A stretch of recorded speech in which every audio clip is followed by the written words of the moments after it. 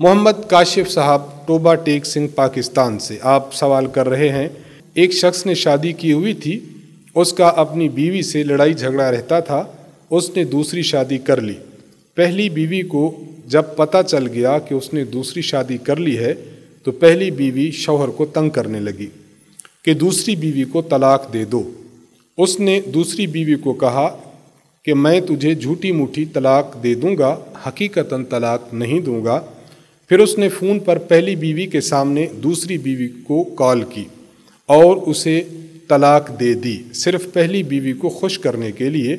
आया दूसरी बीवी को तलाक हुई या नहीं? अगर हुई तो फिर रुजू की क्या सूरत है? सुनन अबी दाऊद में हदीस नंबर 2039 में हज़रत अबू हुरैरा रज़ी अल्लाह अन्हु से रिवायत है, फरमाते हैं कि रसूलुल्लाह सल्लल्लाहु अलैहि वसल्लम ने इरशाद फरमाया, सलासुन जिद्दुहुन्ना जिद्दुन व हज़लुहुन्ना जिद्दुन। तीन चीज़ें ऐसी हैं कि जो अगर इंसान मजाक में भी दे दे तो हो जाती हैं, और अगर वो संजीदगी के साथ करे तब भी वो हो जाती हैं। नंबर एक तलाक है। अगर किसी खावंद ने बीवी को मजाक में तलाक दे दी तो वो हो जाएगी, संजीदगी में दी तो वो हो जाएगी। नंबर दो निकाह है।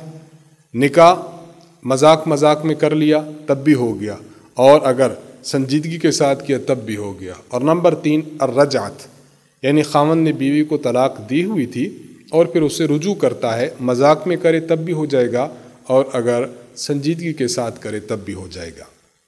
इसलिए अगर इन साहब ने अपनी बीवी को तलाक दी है तो अगरचे उसने कहा कि मैं झूठ मूठ दे रहा हूँ, लेकिन शरीयत की नज़र में ये तलाक काउंट होगी, शुमार होगी, उसकी बीवी पर तलाक पड़ गई है।